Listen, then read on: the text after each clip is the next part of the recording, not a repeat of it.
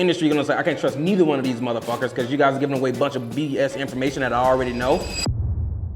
Well, for people like me just starting a brand, like what would you say to do, like the first couple steps? Trust is going down and down and down and down. So what's the best way to get people to trust you building a brand? The average person have to watch like 3 hours of your content to really like start to trust. So if they see 20 retargeting ads from me or like the person I'm working with compared to they only see one of you, who would they most likely buy from? How could you help a new investor or a new wholesaler? Me personally, Google did a study and 94% of the people that type in how to sell my house fast skips over the PPC. So that's why everybody cost per lead is so high. So where do those people go? They eventually scroll around on Facebook, they still have that high intent. And let's say you run a PPC, your cost per lead is $400, but I'm getting that same lead for $40 and they're not ready to buy, so guess what happens? 30 days down the line, they have to type in how to sell my house fast again to see your ad. But me, they don't have to because we're gonna run a retargeting campaign. Everybody say like sales, sales, sales. So I spent a lot of my time developing sales, which is I got really good at sales, like for my company. But dude, the moment I start creating a brand, sales got easier for me. So, and I'm like, okay, I spent all that time developing sales, which is, I think is still a bonus, right? Because I can go into any industry and sell. But now in my industry, it's just like, I got the brand. Did anybody see the cowboy hat? They're like, oh, fuck, dude. You're the guy I see on my Facebook ads all the time. Or you're the guy that's always in these events. So I think branding right now, like having your brand is like the real currency. Because I even talked to Eric Klein. Like, just imagine you watch Eric Klein, you watch 20 of his videos, you like him, and then he actually get on the phone and say, what's up, my man? And he fucking yell in your ear. You're like, all right, he's the brand. This is him. I'm talking to this guy. The trust just went through the roof, and you're just more likely to close and get a one-call close than somebody that don't have a brand and saying, I'm trying to prove my credibility and all that stuff. So I think this is really smart what you're doing. Well, for people like me just starting a brand, like what would you say to do, like the first couple steps? First couple of steps. If we're just starting a brand for yourself, or we're talking about for motivated sellers? For myself. Man, I think what you're doing, honestly, just keep posting reels, be consistent. Because even though I said like branding is a lot, but trust is doing this. So there's a study out there, I forgot what the study was, but trust is going down and down and down and down.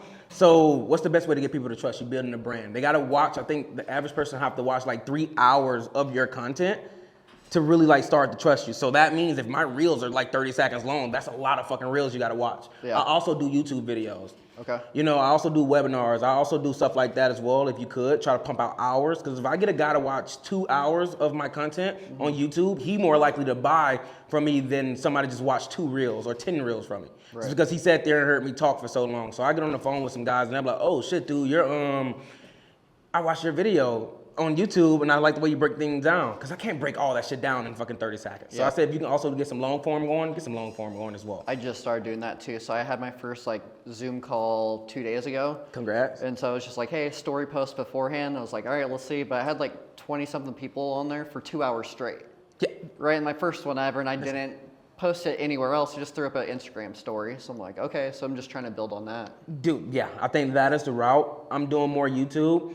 Because like I said, you gotta watch 3 hours, especially in the lead generation space, such as myself. In the coaching space, it's like, dude, like, it's fucking super competitive. You got all these big guys. Everybody, it's easy to be a coach. It's easy to run ads, right? But it's just more of a, I've done it so much that I wanna show you guys how I'm different from everybody else. It's just showing my good qualities. And I would say give stuff away for free. Give everything away for free. Yeah. Like at first I used to start off like I wanna give people 30% of it, then charge them for the other 80%. Now it's, I'm giving you fucking 95%. Pay me for the 5%. Yeah. Because everybody's giving away the free fucking 30%. Yep. And here's what happens. If you're giving away 30%, I'm giving away 30%, the industry gonna say, I can't trust neither one of these motherfuckers because you guys are giving away a bunch of BS information that I already know. Let me give away more. I give away more free shit that I feel like you should be paying for, and it's so damn good that you're gonna eventually come back and pay me for it because you think I got more. Right. But yeah, dude, I can come up with some more shit, you know, so give everything away for free. Like my competitors can literally watch my YouTube videos and copy me. Yeah. So it's like, all right, yeah, you can. I heard some guys like, yeah, Courtney, I don't need to pay for the service. I just keep watching your videos. All right, brother, man, when you're ready to scale it up, don't come to me. Yep. And then I just create another video on how to scale it up. And they're like, oh, thank you. Actually, I still don't need you. But then I realized like fucking probably 80% of my audience will never buy from me. So I make my money on the 20%. Right. That's fair. Yeah. So sorry for the long answer. With being around real estate and the wholesale space, how how does Facebook marketing, that's what I know you from, how could you help a new investor or a new wholesaler? Me personally, I help them. For one, I think, as we were talking about with the brand, I think Facebook and Instagram allow you to build a brand a lot. And I know a lot of people talk about PPC. I love them. I love PPC leads because they do have the highest intent. But as a fun fact, Google did a study and 94% of the people that type in how to sell my house fast skips over the PPC. So that's why everybody cost per lead is so high. So where do those people go? You know, they eventually scroll around on Facebook. They still have that high intent. They still looking to sell their property. They typed it in on Google. That same intent is still there. So allow us to build a brand, start some omnipresence retargeting campaigns. Because if you go in, click on your campaign, let's say you run a PPC, your cost per lead is $400, but I'm getting that same lead for $40, and they're not ready to buy from neither you or me. So guess what happens? 30 days down the line, they have to type in how to sell my house fast again to see your ad. But me, they don't have to because we're going to run a retargeting campaign. That's what I just started doing. Yeah. So even on Facebook, it's like, hey, just put pixels on at least my landing page. So you can retarget. Exactly. So we'll be able to doing that so they don't have to keep typing in how to sell my house fast because they already have enough numbers. They talk to you, talk to me. And the most credible person, go back to trust. The person they trust the most is the person they're gonna buy from. So if they see 20 retargeting ads from me or like the person I'm working with, compared to they only see one of you, who would they most likely buy from? Right. So it allows you to do that, build that brand with Facebook and Instagram. So in you, right? So you haven't been wholesaling that long. 5 months. 5 months, and I already hit over 100, like 60. A lot of people want to get there. What do you feel like some steps that like beginner wholesalers should make, or like mindset shifts that they should make in order to do that? Because you did it by yourself in home, like you locked in. I heard your story. It's fucking great, and I love it. Yeah. I mean, I think the biggest thing to get started is just coming to events like this, being around the people, just seeing it's possible. I think is the very first thing that I've seen. It's like, hey, this person's made 6 figures in a month profit, right? Like, how the hell did they do that? Yeah. So I think just believing it's possible is the first thing.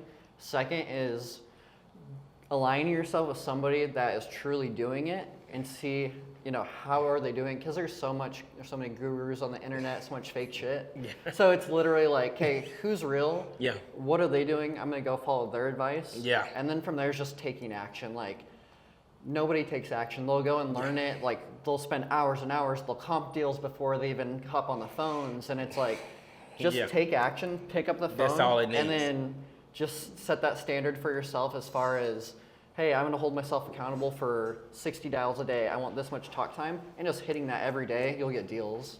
I like that when you said just take action, because I'm reading this book. If you haven't read it, I think you guys should read it. It's a beautiful book. 38 letters from John Rockefeller. He wrote his son some letters, and one quote in there that stuck with me. I was reading it on the plane. He's like, opportunity creates opportunity. So it's like everybody want to have 100% of the work done. Like you said, run the comps. I don't know how much I can offer them before I get on the call and all of that stuff. You run it and you wasted your time. They don't even pick up. Yep. You know what I mean? So it's call them. Then everybody try to formulate 100% of the plan before I get started. No, just get started. Don't even formulate none of the plan. Get started. And then once you get started, and what's going to happen is that opportunity of you getting started probably made a pivot into something else. Like the gentleman was telling me, he picked up one of the leads I gave him, and he was like, dude, I called, but the person I called bought the property from the other person, and he was like, but I do have a home I want to sell. And then he was like, oh shit, okay, cool. And then he started comping the property, and I don't know if he's gonna get the deal or not, but like, he took action, did the call. He didn't try to comp the property before the call, and actually, he started looking at another property. Yeah. And he's like, because opportunity creates opportunity. So I love that take action path. So if you were to start over again, what's the first thing you would do? You would set those KPIs. I'm gonna do 60 dials a day, 20 minutes talk time, 50 minutes talk time. What would your KPI structure look like, especially for you, or because you start hiring sales guys now? Yep. So what are the KPIs for them? So 60 dials a day. Bare minimum. I think you can knock out 60 dials in a few hours. It's 100%, not that hard. 100%. 3.5 hours of talk time. Okay. 60 dials a day, that means 60 unique leads. Yeah. Or you saying two, I should call them 60 different people. Okay. 60 different people. 3.5 hours of talk time. You have to be on the phone for an hour, right, to get a contract for the most part. Okay. So, hey, that's 3 offers out usually, and that's what I try to have them get is 3 offers out a day, and then 1 contract signs a goal. Really? Okay, I like that. I think that's really, and that's even when you first started. When you don't have any leads. Okay, let's say if they don't have any leads. Yep. They go to Zillow. There's FSBO. Go to Zillow. Go for sale by owner. Start hammering. Okay, you did one market. Cool, you did Phoenix. Okay, let's go to Seattle. Let's go to a different market. There's so many. There's no excuses, right?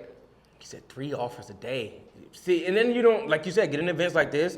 Because most guys think they're doing 3 offers a week or 3 offers a month. They think they're gonna make some shake, but then there's guys like you doing 3 offers a day with 2 guys, so there's really 6 offers a day. Yep. And then they wonder why, like, oh shoot, why he's doing so many deals. I'm just putting more input into the game, so my output is gonna be exponentially better than yours. Yep. But most of them don't think like that. They're just like, okay, yeah, I'm gonna just do 3 offers and hopefully one of them stick. Like, dude, put 20 out. Somebody's gonna accept one. Put 100 out. Somebody's gonna accept one. And then you go and get that marketing and start to dive in. But damn. And just like truly track it too, because what you just said, it's like people say, oh yeah, I made 200 dials today. It's like if you look back, dude, you made like 30. Right? Okay, it felt like 200. How many did you actually make? Yeah, because you're just there sitting down and like you're like let's see Christian first starting. You're like in your room, computer in front of you, not leaving until I do 60 fucking dials, until I dial 60 different people. Mm-hmm. That's crazy. Mm-hmm. That's crazy. What did you do before this? I did construction sales, so it was all in person, but no inbound leads at all. It was I didn't get any. So I was driving around a ton. So I drove like 50,000 miles a year throughout Arizona, selling asphalt and concrete. Really? And you're going to business to business to business, and it's just trying to meet with the owner, get past whoever's at the front desk, meet with whoever the owner is, and shake their hand and be like, hey, this is how I can help you. Damn, I love it, Christian. Last question. You got an old lady, right? Oh, yeah. Okay, so how was that when you were starting, you locked in and you shut everything off? Because you got to go in that mode sometimes. Yep. So when you shut everything off, was it like, hey, babe, this is what I'm going to achieve. This is what I know I can achieve. This is what's going to happen these next couple of months. Yep. I'm going in. And that means no distractions. I'm not even having sex until I get a fucking contract. You know what I mean? So it's like no sex until we get a contract. But you know, like you set those strict boundaries with her. Yeah. Was it, because I know a lot of guys, they hop into it, they don't communicate. They fail to communicate like, hey, this is the pivot we're gonna take. This is what we're gonna do next. Yeah. You feel like with you and your old lady, you set the clear expectations up front? Okay. Yeah, aligning our goals. Hey, what's your 5-year goal? What's my 5-year goal? Hey, we're aligned. This is how we're doing it. Right, this is what I'm going to do for us to do it, but I have to make all these calls every day. I work 12 to 17 hours every day, Monday, like 7 days a week. Since I started my company. Yeah, I saw in your office too. I saw you leaving your office late one time on your story. Always. I saw that. I loved it. And it's just, I think setting those expectations up, honestly, has been the biggest thing. Like, hey, these are my hours, right? This is what I'm doing. And like, she's funny shit. Before I came here today, she's like, go burn their eyes out, babe. Yeah, so she's supportive. Yeah. That's really, dude, I think that's really important because a lot of these guys these days, they don't have that. They like it's like they women just want to be cuddled up all the time. They want to be babied and stuff because, you know, like, oh yeah, baby, I don't have to make dials today. I'd rather lay up in the bed with you, you know, but it's like, you're going to be laying up in the bed with her next month too. Yeah. And then next year. And then you're gonna realize you're back at a fucking job. Cause I was just telling some guy, I think the fucking the lifetime value, the length of somebody being in wholesaling is like 9 months. Yeah. And they bullshit for 9 months. I tell any and everybody, I would rather you guys fail at 100% than fucking fail at 90%. Yeah. Cause failing at 90%, knowing I had a little bit more in the tank, you definitely would have done the deal. They don't know, like, marginally, like 10% is a fucking lot. It's a fuck ton. I'm sorry, I'm cussing a lot. But 10% is a huge amount. Mm-hmm. Right, compared to me just only doing, let's say, like you saying, do $60 a day. Somebody selling, I'm gonna do 50. Mm-hmm. But those extra 10 dials every day add 3,000 more dials, 3,500 more dials every year. Yep. You know what I mean? So it's like, out of more dials, that means I'm doing way more offers. I'm gonna close way more deals than you. So if somebody can come do 70, somebody can come do 80 or 100. I don't know if they can produce that much, but if you can do that, dude, you're just gonna kill it and take over the fucking game. And then it's just the reps getting you better, right? The more reps you do, the better you're gonna be. Hey, Christian, you're a beautiful man. I gotta ask you one question. No, I'm kidding. just creep him out real quick. Just get him real nervous. But no, Christian, honestly, man, I know you just started a company literally, 5 months ago, coming from the construction sales. You hop into an industry you didn't know. And you're already at you did 6 figures in 1 month when it takes some people 5 years to even touch that. How did you do that? So yeah, I mean, a lot of it was just learning from mentors. You know, if you can't pay a mentor, go and learn from one. Okay. So I went to a bunch of events right away. Mm-hmm. And just kind of got to lay out, hey, the contracts, what are the KPIs I need to hit? How many calls do I have to have a day? Literally just the basics to get me started, and then I just implemented, right? It's not that hard. Every single month, it's like, hey, I'm gonna hit these KPIs. Yeah. I'm gonna keep, what I'm making, dumping back into marketing every month to grow my marketing, to get more leads in. I'm gonna make a lot more. Yeah, I like that, because a lot of people they make 20 grand. You would not believe how many wholesalers there is, get their first 20 G's, go to Miami. You know, like, I'm gonna go to jet ski, I'm gonna go rent out a yacht, I'm gonna go rent me a Lamborghini, then they got no money for marketing. So when they come back, marketing died down. Now they're trying to go through old leads and see if they can get something. And I see a lot of them do that. Like, they close their first deal. Oh, yeah, man, I used to wholesale. I hear a lot of guys, I used to wholesale. I gave up on it. Why? Yeah, because the marketing wasn't there. But what you do with the money? You made fucking 100K. You made 20K. What did you do with it? Oh, yeah, man, it just kind of just got away from me. No, then you just bad financially. You know what I mean? Yeah. So, you will see, you're tracking your KPIs and track your fucking money when it comes down to it. And see what you're spending on, what's your returns, and understand the marketing. And that's, what I said we're really good at, helping people track the money and say, this is bringing you this return. If you want to keep making this return at scale, this is how much you got to keep investing. Yep. Bam. So thank you so much, man. Thank you. I appreciate it. I waved at the camera.